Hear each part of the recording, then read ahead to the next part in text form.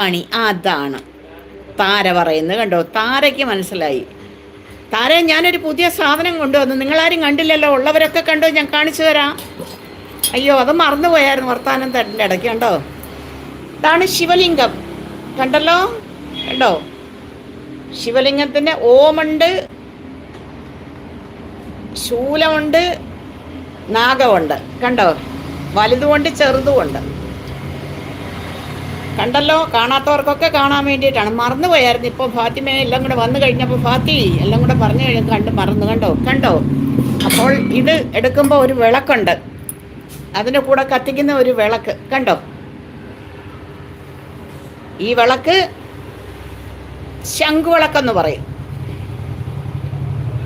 ഇത് നമുക്ക് കെടാവിളക്കായിട്ടൊക്കെ കത്തിക്കാൻ പറ്റും. ഇപ്പം നമ്മൾ രാവിലെ ഒരു വിളക്ക് കത്തിച്ചു, അത് കെടാതെ പൊയ്യുന്നിടം വരെ ഇരിക്കണമെന്നുണ്ടെങ്കിൽ ഇതുപോലുള്ള വിളക്കുകൾ കത്തിക്കാൻ പറ്റും. അടിപൊളി എന്ന് പറയുന്നുണ്ട്. ഇതുണ്ട്.